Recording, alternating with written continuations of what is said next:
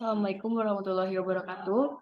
Kami dari kelompok 3, saat ini kami ingin mempresentasikan mengenai analisis dampak lingkungan pada pengajuan Geopark Malang tingkat nasional dan internasional. Sebelumnya perkenalkan, nama saya Siti Nadia Jatsyah, NPM 049, dan rekan-rekan saya. Perkenalkan, nama saya Safira Rizky Sidik, NPM 006. Perkenalkan, nama saya Prita Karina Parwas, NPM 048. Perkenalkan nama saya Ilham, NPM 007. Baik, selanjutnya. Pada presentasi kali ini, kami akan membahas mengenai latar belakang dari kami melakukan penelitian ini, kemudian apa itu AMDAL-nya, kemudian analisis terhadap identifikasi, prediksi, evaluasi, dan mitigasi, dan yang terakhir kesimpulan. Selanjutnya.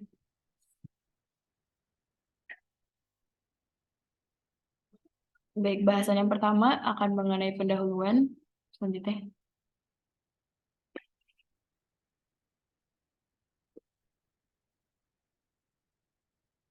Baik, yang pertama mengenai latar belakang dari kenapa kita melakukan penelitian mengenai pengajuan Geopark Malang sebagai Geopark Nasional. Kita melihat terlebih dahulu keragaman geologi daerah Malang ini cukup beragam. Yang pertama, dari bentang alamnya cukup unik, mulai dari karst, ada pegunungan, vulkanik, seperti itu, dan sejarah geologinya pun cukup unik, di mana Malang ini berada di tepat di tumbukan dua lempeng. Nah, setelah itu, kita berpikir untuk mengkonservasikan keragaman geologi tersebut, karena perlu dijaga keragaman tersebut. Namun saat kita menganalisis, kita pun perlu menganalisis resikonya, di mana hal itu berhubungan dengan AMDAL. Dan berhubungan dengan AMDAL karena kita akan berhubungan dengan lingkungan, warga sekitar, dan selanjutnya. Lanjut deh.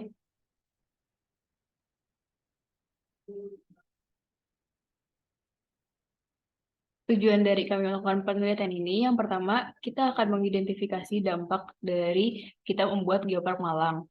Kita juga ingin mengetahui evaluasi apa saja mengenai lingkungan yang ada di sekitar tersebut. Kemudian ada prediksi dan solusinya juga. Tujuan yang utamanya sendiri itu agar Geopark Malang nantinya memiliki manfaat dan tepat guna bagi lingkungan dan masyarakat sekitar. Selanjutnya.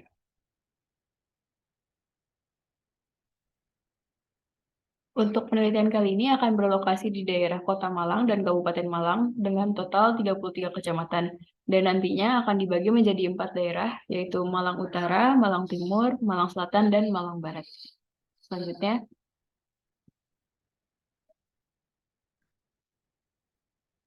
Baik, selanjutnya sebelum membahas AMDAL mengenai Geopark yang akan diajukan, yaitu Geopark Malang, kita akan membahas mengenai AMDAL-nya itu sendiri. Boleh di next, Pan. Dari AMDAL-nya ini, kita akan membahas dua. Yang pertama itu pengertian dari AMDAL, dan yang kedua itu fungsi dan peran AMDAL itu sendiri.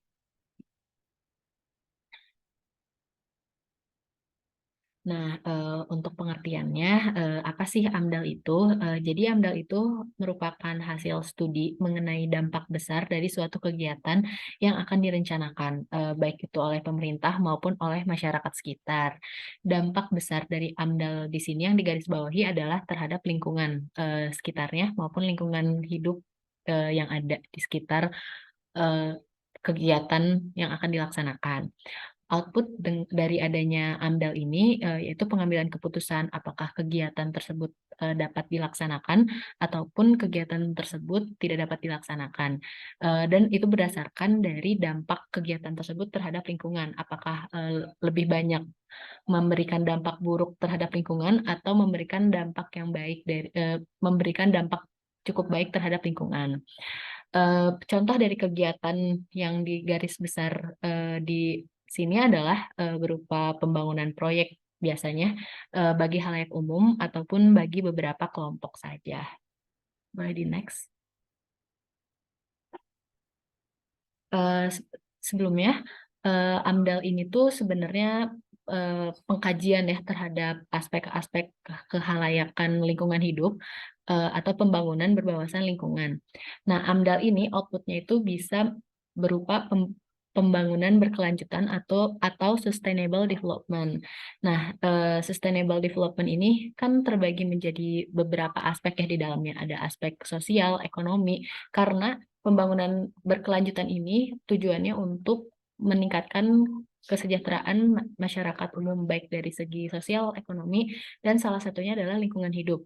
Makanya untuk memenuhi kebutuhan tersebut, maka dilakukan AMDAL agar kebutuhan poin dari lingkungan hidupnya itu terpenuhi. Boleh lanjut, Ham? Kemudian kita membahas mengenai fungsi dan peran AMDAL itu sendiri. Sebenarnya fungsi dan peran AMDAL yang paling utama adalah sebagai alat untuk merencanakan tindakan preventif terhadap kerusakan lingkungan yang mungkin akan ditimbulkan oleh suatu aktivitas pembangunan yang direncanakan. Nah, untuk di Indonesia sendiri, pembangunan itu berdasarkan pembangunan jangka panjang dan jangka pendek. Oleh karena itu, AMDAL itu sangat penting karena baik pembangunan jangka pendek maupun jangka panjang itu dilaksanakan secara sambung menyambung untuk menciptakan kondisi sosial ekonomi yang lebih baik atau secara singkatnya dengan adanya pembangunan itu untuk meningkatkan kesejahteraan hidup dari masyarakat Indonesia itu sendiri. Lanjut, Ham. Nah, kemudian ada menurut Nurkin tahun 2002, bagi negara-negara berkembang, salah satunya adalah Indonesia, peranan dan fungsi dari AMDAL ini tuh ditujukan untuk beberapa hal. Salah satunya adalah untuk mengidentifikasi kerusakan lingkungan yang mungkin dapat terjadi akibat kegiatan pembangunan, lalu mengidentifikasi kerugian dan keuntungan terhadap lingkungan alam dan ekonomi yang dapat dialami oleh masyarakat akibat adanya kegiatan pembangunan, lalu yang terakhir dapat mengidentifikasi masalah lingkungan yang kritis yang memerlukan kajian lebih dalam dan pemantauan.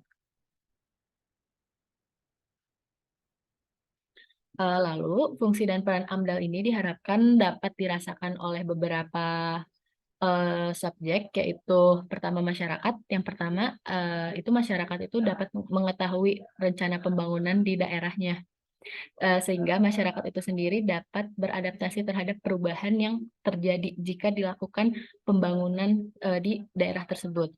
Lalu masyarakat juga tentunya dapat memanfaatkan kesempatan yang menguntungkan bagi mereka dan menghindarkan diri dari kerugian-kerugian yang dapat diderita akibat adanya pembangunan proyek tersebut.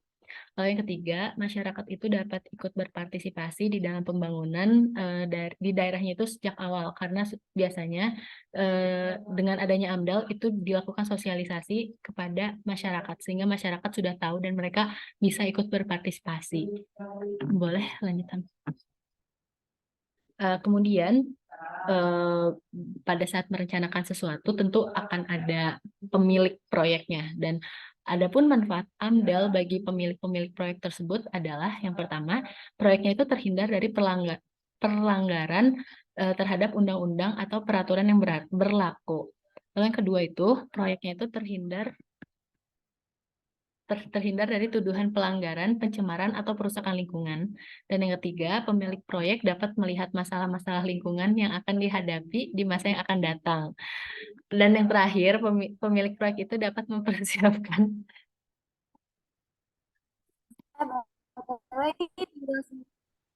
Kemudian yang terakhir, pemilik proyek dapat mempersiapkan cara-cara pemecahan masalah yang ada di masa yang akan datang akibat dari pembangunan proyeknya tersebut. Baik, selanjutnya masuk ke identifikasi AMDAL.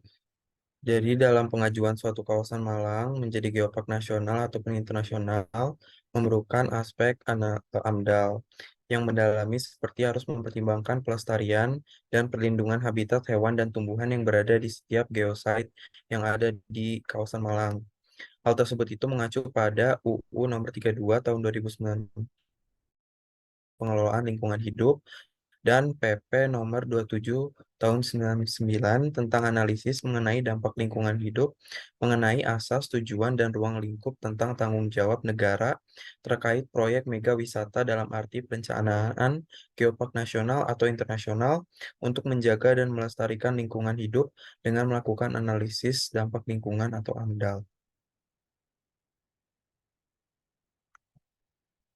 Selanjutnya,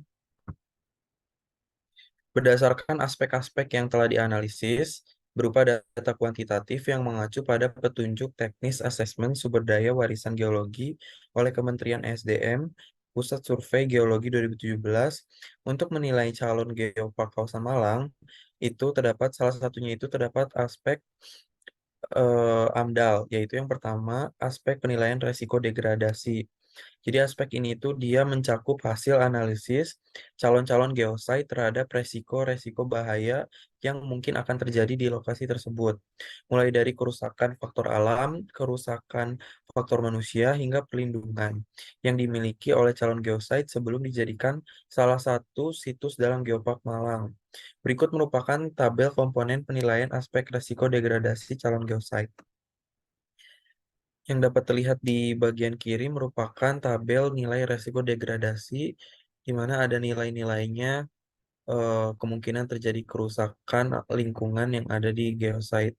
Jadi dapat diketahui nilai resiko degradasi dampak lingkungan dari setiap geosite atau titik lokasi pada calon geopark kawasan Malang yang memiliki kemungkinan atau resiko terhadap kerusakan unsur geologi, di mana memiliki jarak yang berdekatan dengan daerah atau aktivitas yang berpotensi menyebabkan kerusakan lingkungan, titik lokasi atau geosite yang memiliki perlindungan hukum, serta akses kontrol dalam pelestarian lingkungan.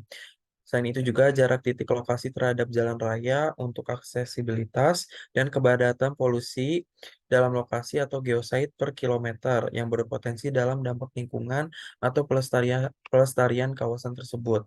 Sehingga dapat diberlakukan penilaian aspek nilai resiko degradasi tersebut dapat mengidentifikasi analisis dampak lingkungan atau AMDAL yang terjadi di daerah setiap geosite yang ada di calon geopark kawasan Malang. Lanjut ke prediksi dampak lingkungan, AMDAL, di mana dampak terhadap lingkungan terdapat beberapa potensi gangguan yang dapat timbul ketika pembangunan infrastruktur prasarana dalam pembangunan pariwisata.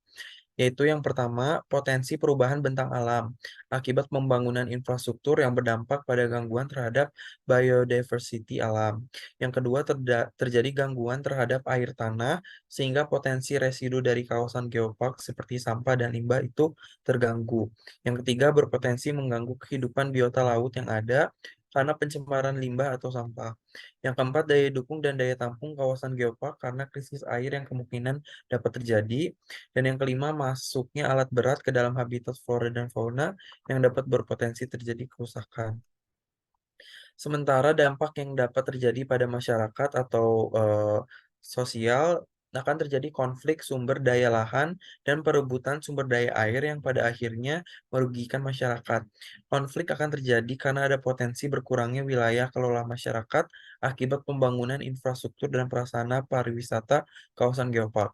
Selain itu dapat merugikan juga pelaku wisata lokal di mana dalam pembangunan kawasan pariwisata yang lebih maju dapat merugikan pelaku wisata dan masyarakat lokal. Sebab pembangunan tersebut berpotensi merusak konsep wisata alam yang merupakan produk utama pariwisata warga setempat. Selanjutnya akan masuk ke evaluasi dampak lingkungan. Baik, selanjutnya untuk bahasan evaluasi dampak lingkungan akan dijelaskan oleh saya. Nah, berdasarkan prediksi yang sebelumnya telah dianalisis, ada beberapa dampak terhadap lingkungan baik secara faktor internal yang memang terjadi secara alamiah maupun faktor eksternal. Nah, evaluasi yang dapat atau bahkan sudah terjadi pada pengembangan geopark nasional ini jika tidak dimonitoring sesuai dengan regulasi AMDAL, antara lain yang pertama yaitu minimnya vegetasi di wilayah sekitar Malang yang memang dapat berpotensi menimbulkan gerakan tanah ataupun longsor ketika kondisi curah hujannya tinggi. Lalu juga ada aktivitas manusia atau turis yang dapat meningkatkan pencemaran ataupun menurunkan kualitas air tanah di wilayah sekitar. Lalu juga ada kurangnya daerah resapan di wilayah Malang, sehingga potensial juga untuk terjadinya banjir. Lalu ada juga kondisi geologi di mana sebagian wilayah Malang ini berbatasan dengan Laut Indonesia bagian selatan yang berada pada batas lempeng Indo-Australia dan lempeng Eurasia sehingga berpotensi untuk menyebabkan gempa bumi akibat subduksi lempeng tektonik. Kemudian juga ada potensi gempa bumi vulkanik akibat aktivitas gunung api di wilayah sekitarnya, dan juga penebangan hutan ataupun perubahan fungsi hutan yang menyebabkan perubahan bentang alam, khususnya itu di daerah Malang Selatan. Boleh dilanjut?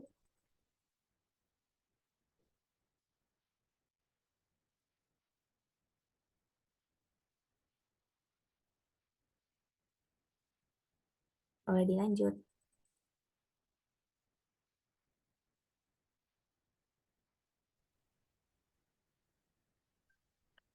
Oke, selanjutnya ada pun mitigasi dampak lingkungannya, yaitu yang pertama dipasang alat peringatan dini bencana geologi. Kemudian yang kedua dibangunnya pos pengamatan gunung api dan juga pembuatan peta kawasan rawan bencana seperti banjir, gerakan tanah, longsor, gempa bumi, erupsi gunung api, dan lain-lain. Lalu ada juga pembuatan jalur evakuasi dalam kawasan geopark. Kemudian penyusunan kajian daya dukung dan daya tampung geopark. Lalu ada juga peningkatan kualitas dan kuantitas sumber daya manusia di wilayah sekitar Geopark Malang, misalnya melalui pembekalan pematerian geologi mengenai keanekaragaman geologi geoparknya. Selain itu juga melalui kerjasama dengan perguruan tinggi dan lembaga pendidikan. Lalu penyediaan informasi melalui media mengenai keragaman geologi dalam geopark. Dan yang terakhir yaitu pengintegrasian AMDAL itu sendiri dari berbagai pihak sehingga proses pengelolaannya itu dapat berjalan dengan maksimal. Oke, selanjutnya akan dijelaskan oleh teman saya. Baik, yang terakhir di pembahasan kami yaitu ada kesimpulan. Yang pertama, kita tadi ada membahas identifikasi, di mana dampak-dampak utama yang ditimbulkan dari geopark ini. Yang pertama, ada beberapa geoset ini berada di dekat daerah dan berada di dekat aktivitas yang berpotensi merusak lingkungan. Kemudian ada kesulitan aksesnya juga, di mana lingkungannya juga ada kepadatan populasi dan kemungkinan terganggunya warga sekitar. Nah, kemudian dilanjutkan oleh prediksi, di mana prediksi-prediksi utamanya itu terdapat perubahan bentang alam, kemudian ada pencemaran air tanah, limbah, hingga terganggunya daya dukung lingkungan. Yang ketiga ada evaluasi, yaitu yang pertama ada minimnya vegetasi, tingginya aktivitas wisatawan, keaktifan lempeng, dan potensi erupsi gunung api. Dan yang terakhir ada mitigasi yang merupakan hasil dari evaluasi. Kita utamanya harus melakukan rehabilitasi, reboisasi, kemudian ada pembuatan peta kawasan rawan bencana, sosialisasi mitigasi bencana, penggantian daya dukung lingkungan, pengintegrasian AMDAL di berbagai pihak di sekitar calon geosite. Selanjutnya.